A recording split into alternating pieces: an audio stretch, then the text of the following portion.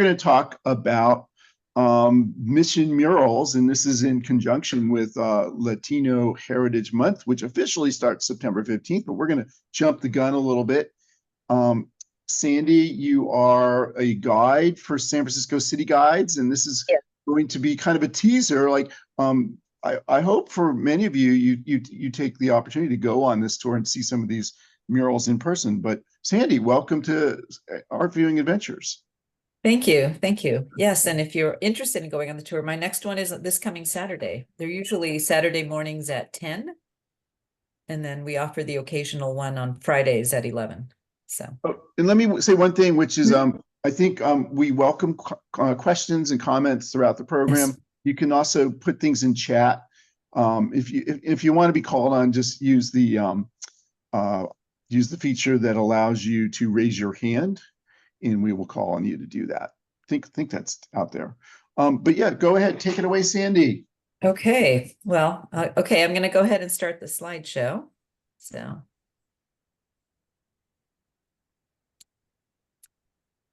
Okay. So can everybody see that okay? Yep. Looks great. Great. So again, I'm Sandy Portillo-Robins, and I'm a volunteer guide for San Francisco City Guides. And I don't know if I need to say a little bit about the organization. Part of the San Francisco Public Library, been around since 1978. And we have over 70 tours and over 250 volunteer guides now, including Rodney. So yeah, it's a great organization. So if you ever want to go on any of the tours.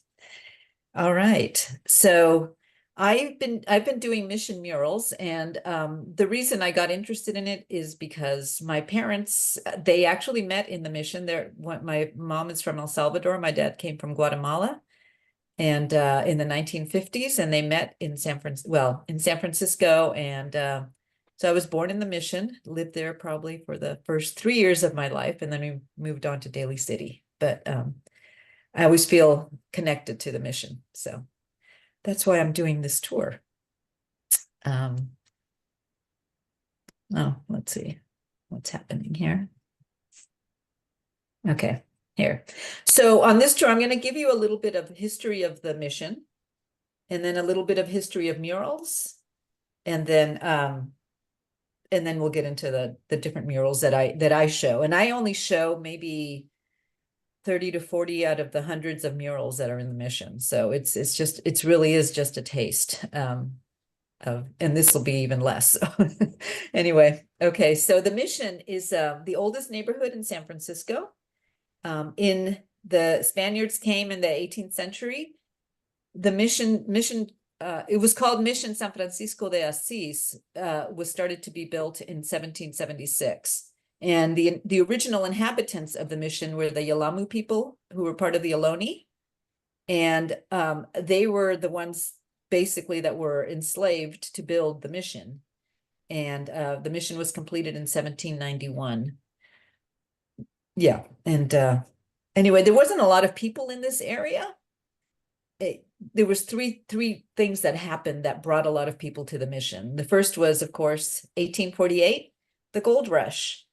So during the gold rush, it was the largest migration into San Francisco, and some people came to the Mission. The Mission, San Francisco de Asís, was like a gathering place for people. And by the time the gold rush kind of passed, that area had the first baseball park in California. So over where it was Garfield, it's now just Garfield Square, but it used to be a big recreational ground. So it was a lot bigger than it is now, but the first baseball stadium was there, which I thought was pretty cool. I've seen that on the Sanborn fire insurance maps. It is very cool. Oh, wow. Long gone, but kind of it was there. Yeah, nice to know it had historically it was there. And then the next migration came in 1906. We had the San Francisco earthquake, and the Mission did pretty well during the earthquake. At least the area I show, Precita Park and the Mission Dolores Park, which is what San Francisco de Asís is now called, Mission Dolores. but they both had earthquake shelter, or the earthquake shacks there, so people could come to those areas. And it brought a lot of people. Again, at this time, this neighborhood is mostly going to be Irish, German, and then Polish. The earthquake brought a lot of Polish people here too, and Italian. But then in World War II came in 1945, and again, that brought more people to San Francisco. There was a lot of shipbuilding jobs, and so a lot of people came. When the war ended, a lot of the soldiers coming home wanted to buy homes. And so a lot of the people living in the Mission, the Irish and German people living in the Mission, bought homes and moved out. At that time, a lot of the Latinx people were living in Rincon Hill, Potrero Hill, and North Beach. North Beach was, before it was North Beach, it was called the Latin Quarter. And so there was a lot of Latin music being played there. There was a church, I think it was called Guadalupe, or the church there is where the tunnel is now, kind of where the start of the tunnel is. So that was a big gathering place for Spanish-speaking people because they had Spanish Mass. But then when they built the tunnel in the 1950s, it displaced a lot of the population there. You're talking about the tunnel, like the Stockton Street tunnel? Or the Broadway tunnel? The Broadway tunnel. Yeah, the Broadway tunnel. So that displaced people. The building of the Bay Bridge also displaced people from Rincon Hill. Anyway, so a lot of them came to the Mission. The Mission was affordable. It opened up in the late 40s, early 50s. And so then it started becoming getting more of a Latin flavor of a neighborhood. Yeah, and that brought people there. In the 70s and 80s, of course, there was a lot of civil wars in Central and South America, and that brought a lot of migration. And a lot of the Spanish-speaking people came to the Mission because there was already kind of, that neighborhood was already there. And so they felt more at home there. So those were the times that brought a lot of people in. Now the Mission it's really a great community also because it's a pretty cohesive community, and it's been there's been a lot of activism there since the 60s, 70s.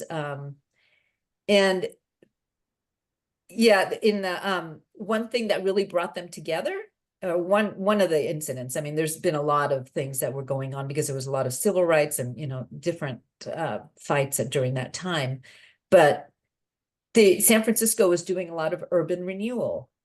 And one of the neighborhoods that they did that to was, of course, the Fillmore.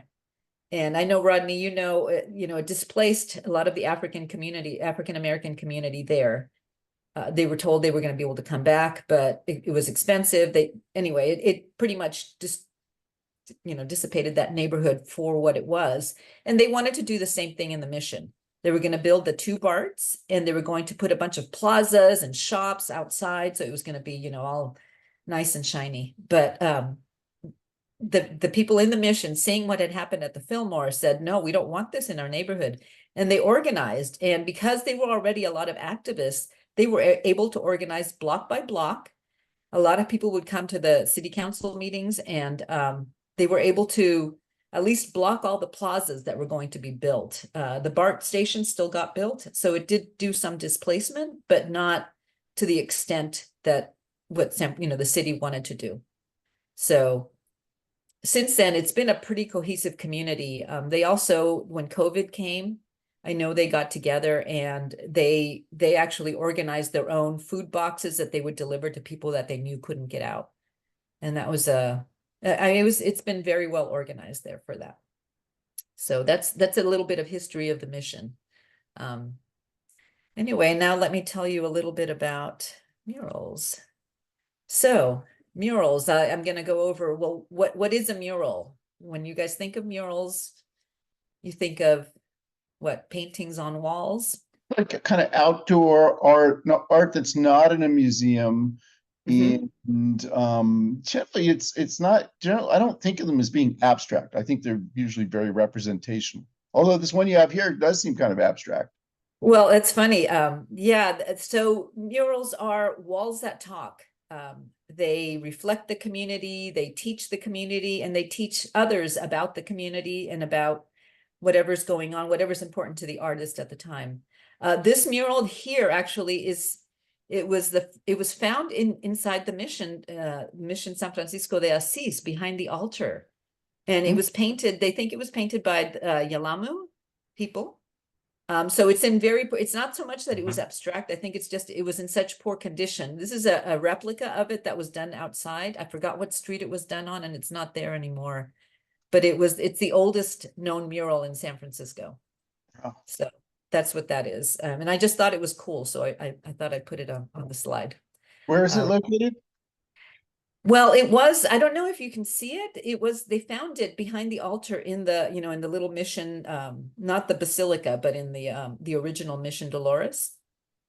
It was behind the altar. But what we're looking at, it seems like it's on the street. Yeah, no, they repainted it on the street, and I can't remember what street this is on right now. But yeah, it's not there anymore too. I think it got painted over. But, that's too bad. Yeah, but it was just a rep, they redid what they found behind the altar. So anyway, that's what that one is. Yeah, the murals, so murals they don't just have to be paintings either. They can be three-dimensional. There's some, and unfortunately, I did not put a slide of it in here, but there is, like in Peru, there's these murals that are like reliefs. They're about 5,000 years old. So, but human beings have been painting murals since the cave people. I mean, think of cave drawings. Those are murals. So I'm going to talk about Los Tres Grandes, the WPA time, and then in the 60s and 70s for the mission. So historically, a big influence on the murals in the mission is Los Tres Grandes, the three greats. They were three very prominent muralists from Mexico, David Alfaro Sequeiros, Jose Clemente Orozco, and Diego Rivera. And probably most people know Diego Rivera. He's painted several murals here in San Francisco. And I know, Rodney, you've talked about the Pan American Unity. Yeah, we just still you had to hold. It's not up anymore. Yeah, that one's that one's probably the I mean, it's the biggest one. There's another one in the Art Institute, and then there's one in the City Club. The Art Institute one has been closed, but I don't know, now that somebody's bought that building, maybe it'll. Yeah, I'm hearing it seems pretty promising that it'll be open to the public at some point in the future. That's good. That's good. So one of the reasons these three were so influential to the mission, they were very political. Their murals, they were hired after the Mexican Revolution to paint a lot of the public buildings, and they teach kind of the people in Mexico about their history. They were proud of their heritage. They were proud of their ethnicity, and that is shown in their murals. And they're all now most of the murals in Mexico though are indoors. So as you know, the ones here they're mostly indoor murals. So and then Rivera and Sequeiros were actually in the Communist Party. So that, they would sometimes get in trouble for that, but that's them. And I'll show you, these are some of their murals. The one on the bottom, that's Diego Rivera. That's part of the Pan American Unity mural. And then Sequeiros, that one's called the New Democracy, I think. Yeah, the New Democracy, that's the Sequeiros one. And that's in the Palace of the Bellas Artes in Mexico City. And then Orozco is called the Trenches. And this one's in, I believe this one is also in the Bellas Artes. So, okay. And then we have the WPA murals. The WPA, the Works Progress Administration, was a federally funded program to employ artists. And we're lucky in San Francisco, we have 3 WPA murals. And Coit Tower, this is Coit Tower. And this shows a lot of industries and different jobs. And they can be kind of political too. I mean, they have some little controversial things, but the ones in Coit, it's not really one mural. It's a bunch of murals that go up up the walls there. So these are Coit Tower murals. Then we have some at the Beach Chalet, which show kind of everyday life. And then, or at least for some people, that's everyday life. And then the ones, Pickleball. what's that? No pickleball. Yeah, no pickleball.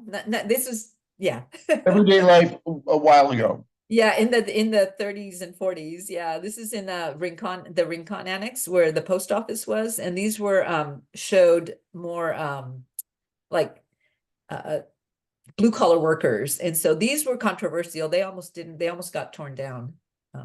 But anyway, I don't know a lot about these murals because they're not the ones I usually do, but I thought I show them. Okay, and then the other big time, this is what really brought the Mission murals kind of to life in the 60s and 70s. There was a lot of social change. There was the civil rights movement, the women's movement, disability rights movement. There was a lot going on, and the anti-war. The murals move outdoors. There's the people in the Mission. They're proud of their heritage, and they want to show it, and they're frustrated. So I'm going to read a Juana Alicia, who is a muralist, and this is one of her quotes about the whole mural movement. The mural movement is about creating a cultural geography in places where we could not afford to own the property, but we could take the visual life into our own hands. So that's kind of what it was about. Most of the muralists, at least at the beginning, were men. And so there was a lot of women artists, so they had to get together. And we have Las Mujeres Muralistas, the women muralists. And these are the muralists of the Mission. There was a Consuelo Mendez, Graciela Carrillo, Irene Perez, and Patricia Rodriguez. And they're not in that order, but those are the four ones that started the women painting murals, because a lot of the men had success already and they wanted to do their own. They didn't paint in the same style as the men. They wanted to show more of their, they were proud of their heritage too, and they wanted to show themselves. They didn't want men portraying women. They wanted to portray themselves, and they worked very collaboratively. They took all their ideas and melded them into one, and they wanted to use bright colors too. They were political in their own way, but not so bluntly political. So this is the first one they were commissioned to do, was this one. It was called Latino America. This was in 1974. And as you can see, they use really bright colors. They also, what they wanted to do was really make it for the community. And so they have there are different sections for each countries in Latin America, because the Mission is not just Chicanos. It's not just, it's so many countries that are represented in the Mission, and they wanted to represent them in the murals so that when people came by, they could see themselves in it, or they could see their culture in there. So this has cultures from all over South and Central America. And this mural is no longer there, but it was their first mural, the first commission mural. And then other women have come and gone into the, with the Mujeres Muralistas. We have Susan Cervantes and Juana Alicia and other women muralists. But their one condition was you had to be a woman to be in this group. So anyway, so when I do my tour, these are the first murals I go to. These are around Precita Park. This is Leonard Flynn Elementary School. It used to be called LeConte, but it is, Leonard Flynn was a beloved principal at the school, and so they named the school after him. These murals were done by Susan Cervantes and Judy Jamerson. Susan Cervantes used to teach at the school. She taught art to the kids. This is a K-5 school, Spanish immersion school. And the school wanted these murals done as a welcome to the students. So, and I'll go through each one. These were painted in 1976. They were completed in 77. So it took about 8 months to complete. They are a pair, and they have been redone. They were redone again in 1998 and in 2021. So if you look at them now, they're like really bright. They're beautiful right now. And they're very, I mean, the slide does not do them justice. They're huge, and you don't see them when we start the tour. It's always fun when I do the tour because you can't see them from where we start, and you walk, and all of a sudden there they are, and they're just very, very impressive. So let me see.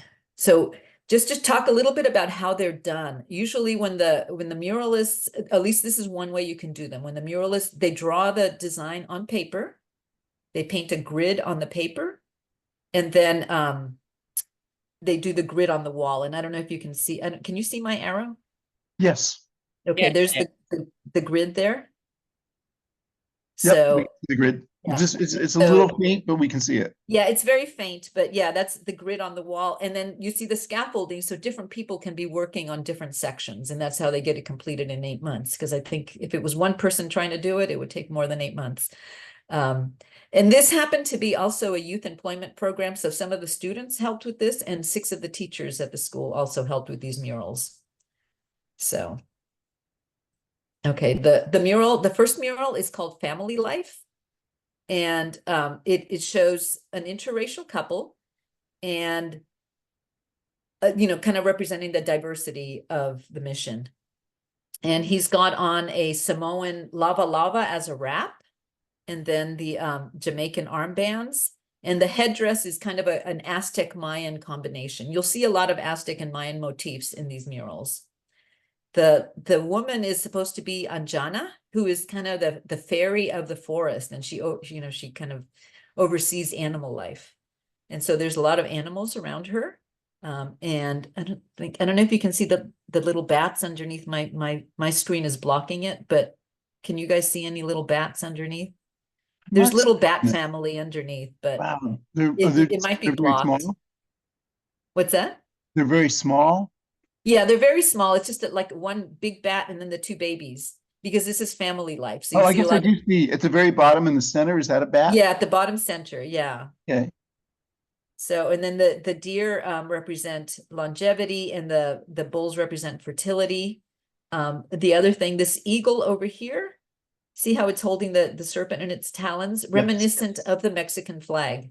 Oh, The eagle in the Mexican flag. So, around the couple, you see 7 colors, and those are representative of the 7 colors, and then the 7 colors of the rainbow, the 7 days of the week, 7 musical notes. So the number 7. Around the couple, you see 4 stages of life. You see the baby being born, and it has a God's eye coming out of its umbilical cord. Youth, old age, and then death. So 4 stages of life. You see all the different 7 colored flowers around them. There's supposed to be 7 birds around them and butterflies. This water running down the creek. Whoop. Oh, I guess I went to the next slide. But the water running down, there used to be a creek that ran down Precita Avenue. That's why it's so the shape that it has. I don't know if any of you have been down Precita Avenue, but it's kind of crooked because that's where the creek ran, and it's underwater. I mean, underground now. But that's what that little creek is. And this Taj Mahal looking building over here, this is supposed to be an idealized version of San Francisco, the Golden City. So anyway, that's like Oz. yeah, so that's kind of cute. Oh, and let me go back. Let me see if I can go back. Over here, you see the bird's wing coming out of the frame. Oh yeah. And you'll notice that in the other mural that there's part of it coming out, because life cannot be contained. So it's coming out of the frame. Oh, Yeah. I So like that. that's that one. That's a close-up. And then this is Spirit of Mankind. And this one, again, it also has the spiral, the commonalities between the 2 murals. They both have trees. I don't know if you can see the white tree here, and that's supposed to be the tree of spirit. And then the flame, the spiral, there's a baby in the center of the spiral, and the spiral comes out of its head because we're born with spirit. And then at the end of the spiral, there's a guy in like a bathing suit lighting the spiral, and he's lighting the spark of creativity. So, and here you see the flame comes out of the frame again, because spirit also cannot be contained. So that's why these murals come out of their frame. All these people in the mural, they're all people from the neighborhood. So originally, what I was told is that originally they were just going to be just generic faces, but the people in the neighborhood wanted to be included. And because, again, this is a pretty close community, they work together. And so they work together, and these are all people from the community. Here we have, and you can't see it here, but his microphone says KPOO, which is a Black-owned radio station in San Francisco.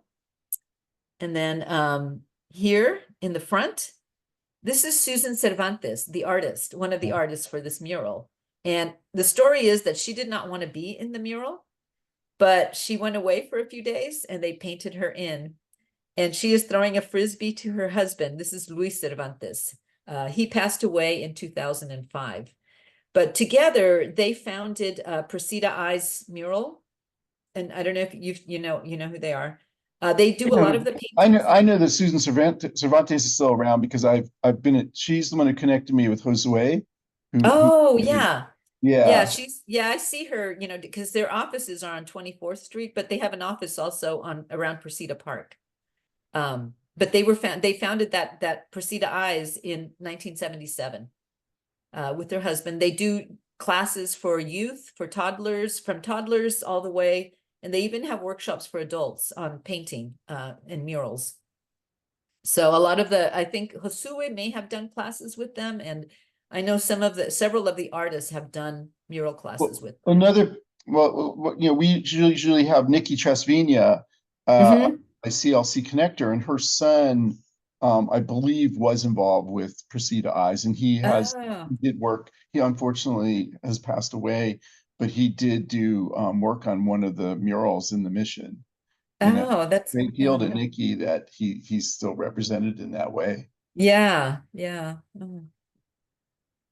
So I want you to see the guy in the front, in the drummer in the very front right here. He's playing, he's wearing Giants attire. We're glad to see it. I'm glad there's no Dodger hats in this thing. No Dodgers hats. No, I don't think they'd allow that, but they would paint him black and orange. I don't know. Yeah. So, it's a funny story with him though. This is him, and this was done in 2021. So let me see. And I think, let's see what order I have these in. Yeah. Okay. So when he was originally painted in 1976, this is him. And you notice he has a lot of hair. He doesn't need to wear a baseball cap. And there's a close-up of him anyway, but he looks different. So when they redid it the first time, he wanted to be updated, which is, why he's wearing a baseball cap. Then they redid it in 1998, and he was a Raiders fan. You can see he has a Raiders and a Nike hat. But anyway, and then since then, of course, the Raiders are no longer here. So now he's a Giants fan. So I just think it's funny how the murals get, they updated it because it is part of the neighborhood. So it's still the same people, which is cool. Yeah. So yeah. Okay. So usually when I do my tour, we go around. So I'm going to do them in a bit of a different order. These are ones that are around the school. And these are on the back side of the school. This is on the totally other side of the school on Cesar Chavez Avenue. And this is called California Native. Over here, I don't know if you can see it on the tiles. It says, it's actually spelled out California Native. And this was done by Kieran Swan. He was a student of Precita Eyes. And this is all spray paint. So, which I think is so cool. It's more impressive in person. I tried to get a good picture of it, but the branches kind of got in the way. But it represents all, the different animals of California and the different terrains. And over here, I don't know if you can even see the ocean, but it goes from, the mountains to the oceans on the right. And here in the A, you see like the little coyote on the rock. Yeah. and and all the different birds of California, mountain lion, the bobcat or cougar, or I guess it's a bobcat. Anyway, it's a beautiful mural. It's even more impressive in person. And this was he kind of dedicated this to his mom. His mom has since passed away, and there's a poem that she wrote. Oh, I guess I didn't take a picture of it, but it's to the right. There's a poem that she wrote, but she taught him about the outdoors and the beauty of nature and the beauty of California. So this was dedicated to her. Along this, oh, Well, I just want to read a comment in chat from Leslie. She says, I'm struck by the transitory nature of murals being somewhat different from other art forms. How do you think the muralists feel about their work being changed or lost altogether over time? Do you know anything about that, Sandy? well, I know, when a lot of the murals here, when the artists have rights over them, over that wall, and so they can decide what they want to do when the mural starts getting either maybe too graffitied or whatever. They can decide what is done with it oftentimes, not always, because sometimes they're on private property. It gets bought by somebody else, and they just they're supposed to ask permission, but sometimes they just get painted over, and I think it's pretty upsetting, I think, to the artist and to the community when that happens. So yeah, but the artist generally, especially for these kind of murals, the artist has first rights to either restore it, or if they don't want to restore it, they can paint over it and do something else. So that's all I know about that. Does that answer your question? Leslie, thanks you for that. Okay. All right. So then the next to this is a mosaic mural. And this was done by Joseph Norris in the 5th grade class of Leonard Flynn School. And all the 5th graders are actually listed over here. So it's very cool. And there's more mosaics on the other side. I did not take pictures of them because I don't really know the stories behind them. But there are more mosaics to the left of the native mural. But this one is to Dolores Huerta. She was the co-founder of the United Farm Workers. And she actually came to see this mural. This was kind of dedicated to the big grape strike they had in the, I guess, late 60s, early 70s, when there was the grape strike. And so you see the children kind of with their arms raised, and you can't see them here, but there's actually children like with posters that have the United Farm Worker symbol. It's a black crow, which is here, which is hard to see, but that's their symbol. And they have signs that say no uvas, no grapes, and the United Farm Workers symbol on them. So, but anyways, it's a cool mural, and it's just fun because I think it's fun that the kids all got to work on it. So, any questions on those? I like the idea of the community inclusion. It reminds me of the Ruth Asawa sculpture near Union Square, where she involved a lot of people in creating a sculpture that kind of represents the city of San Francisco. Oh, that's cool. Yeah, I like that idea of community involvement. So, okay, let's see. Where am I going to here? Okay, so on the other side of Precita Park, there's this other beautiful building.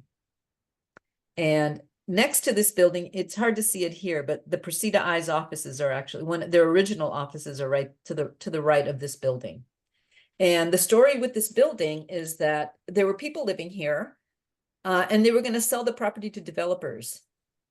And so the people at Precita, I think one of the artists lived here. And so the community didn't want it sold to be developed because they would have lost the Precita Eyes building as well. So the community got together and actually raised enough money to be able to buy the building with the help of the Mission Economic Development Agency. So they bought the building. This happened in 2015. I think they bought the building in around 2018. And this was painted in 2020. So I'm assuming during the pandemic, but I'm not really sure exactly when it was painted. But what's really cool, if you come here, you can see a drawing of it. You can kind of see it there, but you see the grid and the drawing on the window of Precita Eyes. But anyway, this is a very impressive building, and this is the front. So here you see the hands holding this paintbrush on the right, kind of on the right side, There it is. That's the paintbrush, and these are the hands that help with Precita eyes. And these are the children painting the Precita eyes logo. The logo is like an eye with a rainbow star inside. Under the arch, you see a hummingbird, which are native to the Bay Area, and they represent strength and determination. You see monarch butterflies all around the front, and these represent migration. These butterflies can go freely to Mexico and back, and they don't have to show any papers. In the corner here, this is a pyramid. You can kind of see a quarter of the pyramid here, or half the pyramid here, and the other half's on the other side. But it's supposed to be Chichen Itza, the pyramid in Chichen Itza. And it's a pyramid to Kukulkan, the god of the serpent, the feathered serpent god, and he's the god of wind and wisdom. And this is him too, all coiled up, this green guy. And then to the right of that, this is the fifth sun, which is supposed to be representative of the year 2012, which is when the Mayan calendar ended, but meaning a time of transformation, not meaning that it's the end of the world, but it was supposed to be a time for transformation.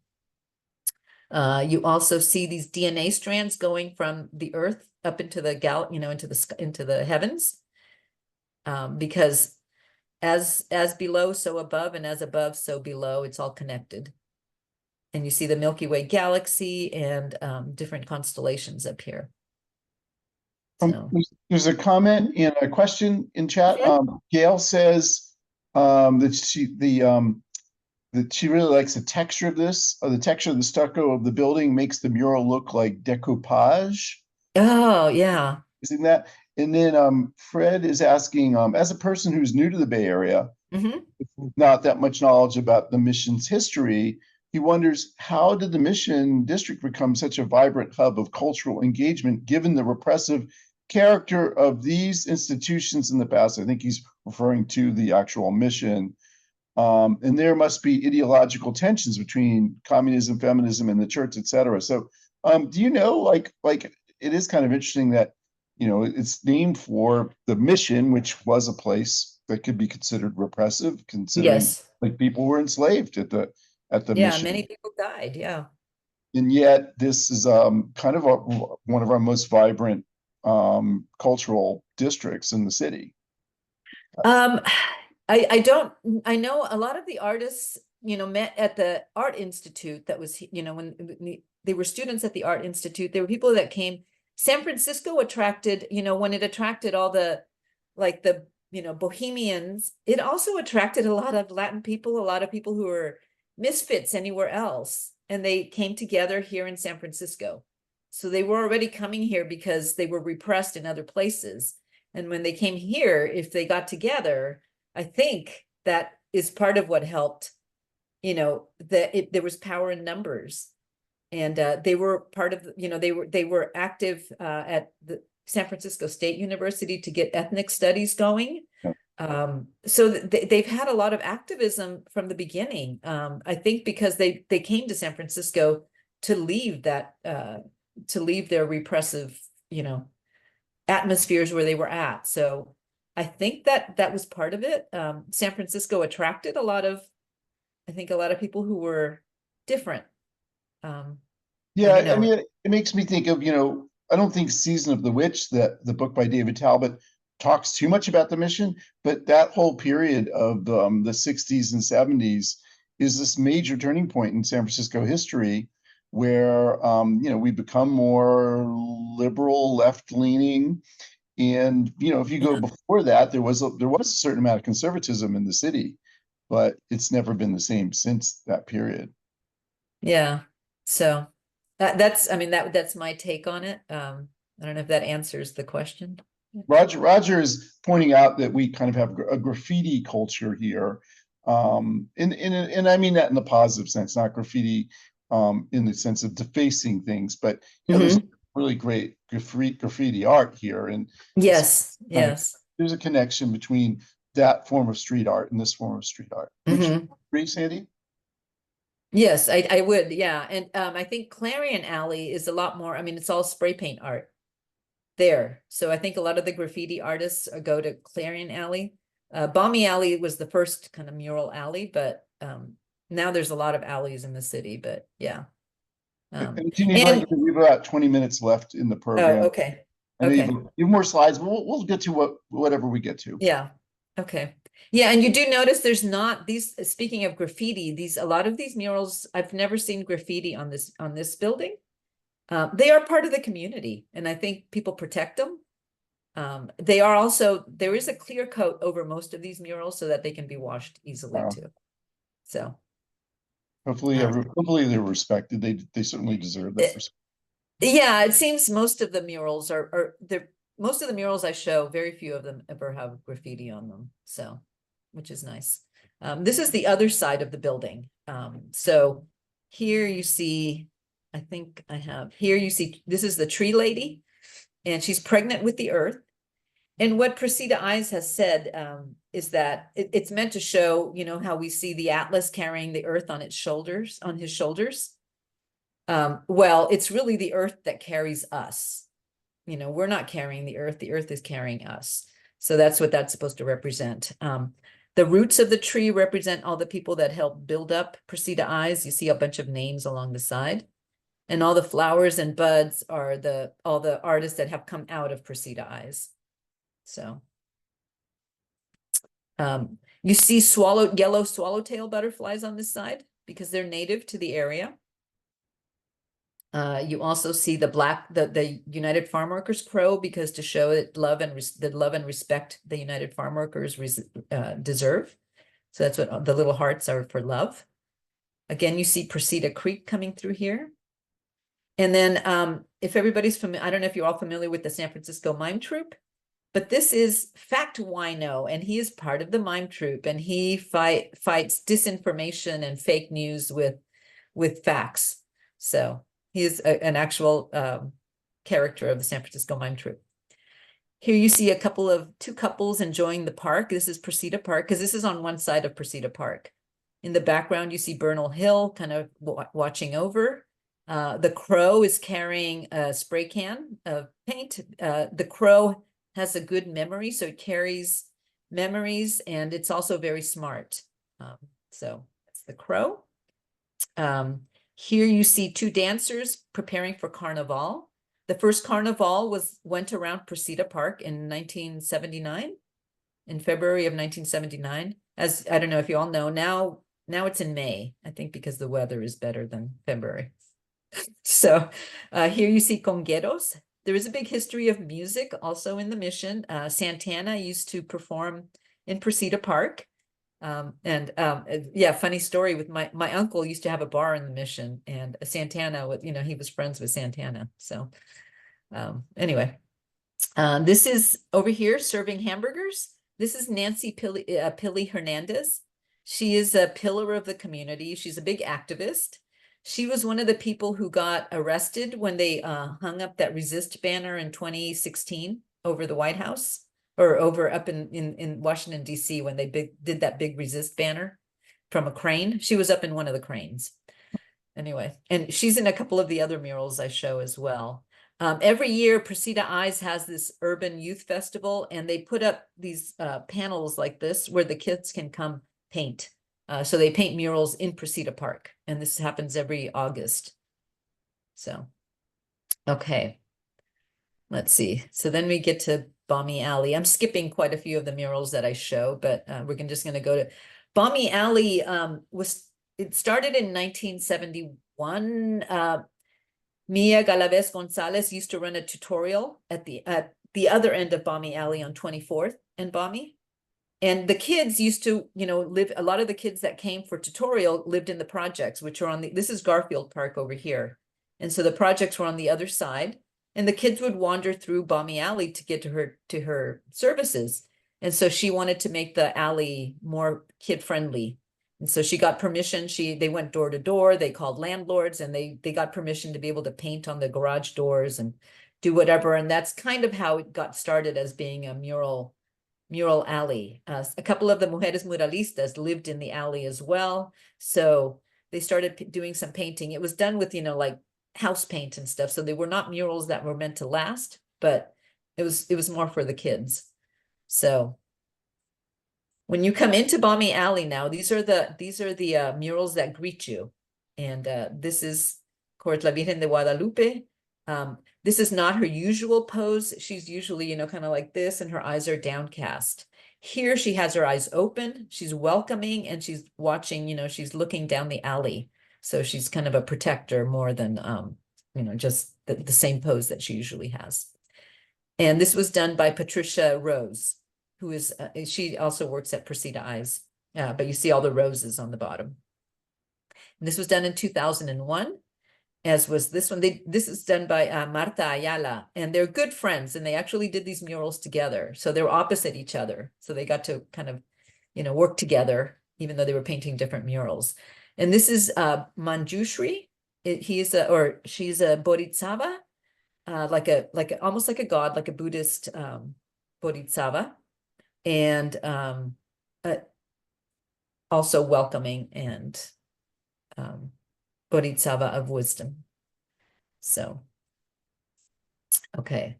This is the oldest mural in Balmy Alley. This was one of the original ones. This was done originally in 1972 by Irene Perez, one of the Mujeres Muralistas. And she redid it again in 1991. It doesn't look this good right now. I found this picture, and it's getting much more worn down. You know, it's just faded and peeling. But that's the oldest one there. Oh, and I didn't say, in Balmy Alley, the big theme, when Balmy Alley in 1984, they actually got commissioned to do paintings in Balmy Alley, and it was Ray Patlan and Patricia Rodriguez. They were paid by the Zellerbach Foundation, and their main theme was opposition to American involvement in Central America. So a lot of the murals have to do with Central America. This one is called Un pasado que aún vive, a past that still lives on. And this was done by Joel Bergman. He lived in El Salvador for a few years, and this was after the war, but he saw that the trauma of the war was still with everybody. Even though the war ended, the trauma was still there. And so you see a nice little town here in the middle, but then in the back, you see the soldiers with guns, the river kind of running red. You see faces in the mountain of all the people disappeared. And then the lady with her child, she's holding a letter, and the letter is from her husband, who lives in California because he has to make money. And so he's in California sending, and he can't, he's looking forward to being reunited with her someday, but they can't be together. So, and this was done in 2004. And again, this one's done on a wood panel, so it's peeling quite a bit. But it's a beautiful mural. This is Archbishop Oscar Romero. He was killed while saying mass in 1980 in El Salvador. In this building where the garage is at, there used to actually be a Central American group from El Salvador that got together. And this was painted by Juana Alicia. And it says, una ley immoral nadie tiene que cumplir. No one should comply with an immoral law. And that's what he used to preach, against kind of the military and what was going on. And that's why he was killed. So this is kind of a tribute to him. Here is Josue Rojas and his mom. They painted this mural. This was done in actually 2022. So it's one of the newer murals in Balmy Alley. And the actual mural looks like this. It's called, he's named it Birds of America 3.0. because he has another Birds of America in another location. I don't remember where, but he has another mural that has birds. So this is supposed to be him and his brothers coming to San Francisco. And you see kind of the traveling here. And yeah, it's a beautiful mural anyway. So, okay, this is one of the original Balmy Alley murals from 1984. From when they were paid to do the murals. This was done by Miranda Bergman and O'Brien Teal. And it was done in 1984 and then redone, I think, in, I want to say 98. The title of this mural, Culture Contains the Seeds of Resistance That Blossoms into the Flower of Liberation. Long title. But it's supposed to be Nicaragua. And here you see, during the war, the mothers holding picture, or the people holding pictures of the disappeared, kind of similar to what they were doing in South America. Here you see the little girl, and she's got an empty plate, but she's sitting on two crates of mangoes, but they're labeled for export only. And over here you see the man carrying this big sack of grain. It's spilling, but the soldier's got his, you know, his foot on the grains. And again, this is labeled for export only. So the people are starving, but they have all this food, but it's not for them. And up here you see Ronald Reagan and Noriega kind of looking down on things, and you can't see it, but he has little dollar signs in his glasses. And on the right is what it could look like, you know, how the food is abundant. And this is when she was very hopeful after, you know, after the war in Nicaragua, she thought, you know, oh, things are going to be really great now. And this is a Cuban singer, like a folk singer of Cuba. When it's, anyway, this is, I don't know if you can see the little, yeah, here they are. This says our history. So they're going to school and learning their history. And, you know, there's freedom. When she came back to paint it again, she realized it didn't quite look like that. So, okay, this is another original mural. This is called Indigenous Beauty, but this mural is no longer there. A car door hit the garage, so they had to replace it. And the artist was no longer living in the Bay Area. So she gave Susan Cervantes permission to paint it. And this is what Susan Cervantes painted. And this is when I was giving my tour, but this is called Indigenous Eyes. What will it be, war or peace? And I don't know if you can see in the eyes, there's a soldier with the gun here, and there's a dove here, and then there's a question mark. And I think I have close-ups of the eye. Here's the one with the soldier, the one with the dove, and the question mark. And again, it's, you know, in Central America with the wars, what is it going to be, war or peace? So, how are we doing on time? Oh, got 5 minutes. Okay. All right. So this is Women of the Resistance. This is done by Lucia Ippolito. And she lives in the Mission. She lives nearby Balmy Alley. So I actually just took a class with her at the Mission Cultural Center. She was doing a mural class. So she's great. This is women. The key to all the women are on the side, but these are the younger women of the resistance. So you see Malala, Ahed Tamimi, Alicia Garza is here. So the kind of the middle women are the, you know, in the middle. I mean, they're middle-aged. This is Nancy Pilley Hernandez. And in the back, you see the older women, the ones who kind of taught them. You see Angela Davis here. Amy Goodman is here. Yeah, there's a lot of women of the resistance. The key in the middle is supposed to be the Palestinians' right of return. So that's what the key represents. And up above, you see all the stuff they are fighting. So water privatization, fake news, ultra, you know, hyper gentrification, fossil fuels, pharmaceuticals, the war machines. I think there's, yeah, the war, the gun industry and the prison, you know, and the war industry, racism. So these are all the things they're trying to cut the ties of, because they're trying, this is who's trying to control everything. So this is probably one of my favorite murals. Here's a close-up. Another close-up of the top, and the other side, and here you see them cutting the strings. And then the other one she did was, this one's called Mission Makeover. On the left, you see kind of what the mission, how the police, you know, treat the people in the mission before gentrification. This is Lucia Ippolito here in the back of the bus, and her father driving the bus. Her father helped her paint this mural. You see Skittles coming out of his pocket, kind of to do with Trayvon Martin, kind of a little, and this mural, you almost have to see it close up because there's a lot of little references here. I don't know if you can see that his hat has MMC for Mickey Mouse Club. Yeah. Yeah, I think over here it says Rent-A-Cop. And his nose is like a kind of like a pig nose. So, but you see all the variety of stores here, but you see also eviction notices and stuff. So this is on the left. This is the left side.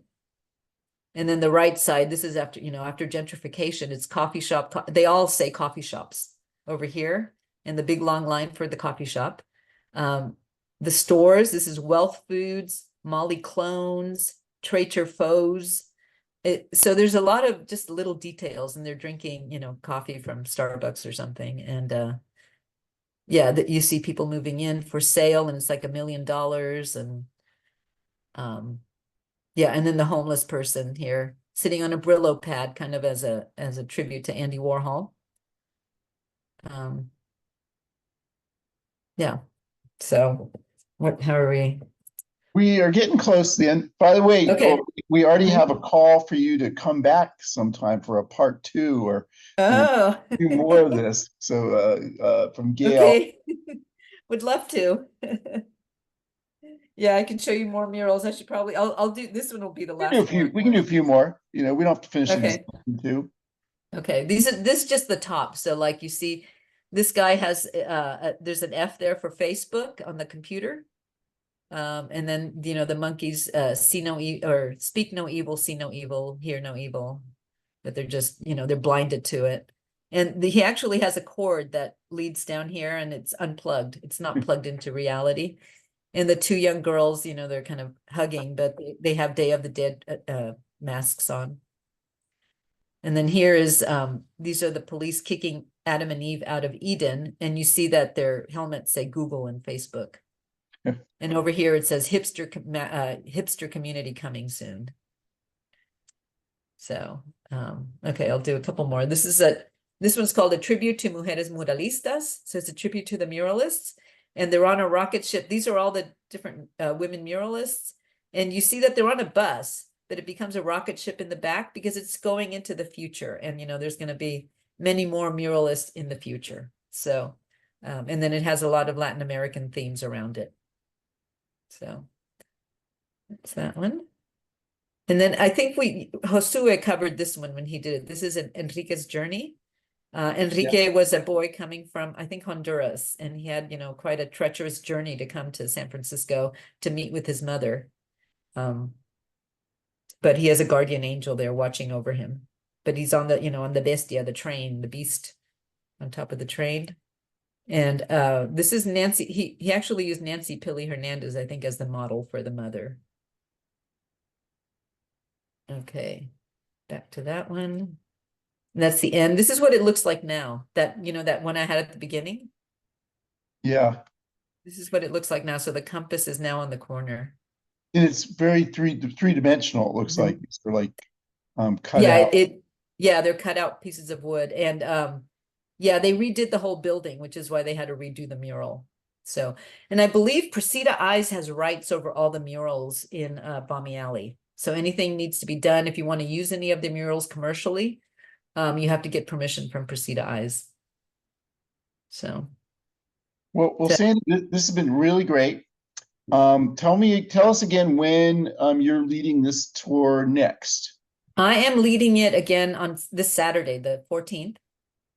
And do you At generally 10 do it o'clock. like a couple times a month or more? Well, there's about 8 of us now that do the tour, so I only do it about once a month these days. And then occasionally a private tour that I'll do. I just did one on a bus actually for senior citizens, so that was interesting, trying to see the murals from the bus. But yeah, so I do them once a month. I'm doing September 14th, and then my next one is going to be on Friday, October 18th, at 11. And I put the web address for city guides in there, and really they just need to find Mission Murals. Mission Murals. Yeah, there's three tours in the Mission. So this one's Mission Murals. We also have the multi-ethnic Mission and its murals, and then we have Mission Dolores, but this is just called Mission Murals. And then just if you want Sandy, and I highly recommend Sandy, of course, is you'll look for her. It'll just say Sandy in the list of guides. Yeah. So wonderful presentation, Sandy and Rodney. Yeah, thanks, Sandy. It's thank great you. having you. And thank you. This is recorded. If anyone joined late, we'll make that recording available. You should get on my email list if you want to get notice of when these things are put up on YouTube. But Sandy, thanks again. I see a lot of nice comments in chat, people thanking you for this. Oh, And it's a great topic. You're a great person to present it. oh, thank you. And I Thank am you. It was so really fun. fascinated about the murals on the Balmy Street too. Oh, yeah, you check them out. Check them out. They're even more impressive than in person than they are on the slides. Yeah, that's the thing. I mean, hopefully we've just inspired you all to visit Balmy Alley, the Precita Eyes, that school that you were mentioning. Yeah, On yeah, Sandy's tour. I think that's the best thing to do. yeah. So, So thank you, Sandy. Also, thank you okay, you're welcome. for moderating. Yeah. And great to have you guys all aboard. Great show today. So we'll be back in a couple weeks with Avril Angevine talking about the photography of Jack London. And Oh, tonight cool. it's Richie's program, Oh, and Rodney. then tonight is Boomer Music with Richie Unterberger at 6 p.m. And he's going to be talking. This is part one of a George Harrison Oh, show, and then he'll be talking about like it's amazing the Beatles had not one, not two, but three of the greatest songwriters in music history, and we'll hear about George Harrison. All right, so everyone, okay. have a good rest Thank of your you. day, and Bye. all soon. See you soon. Hasta la vista. Adios. Adios. Hi, Roger. I Bye, Jennifer.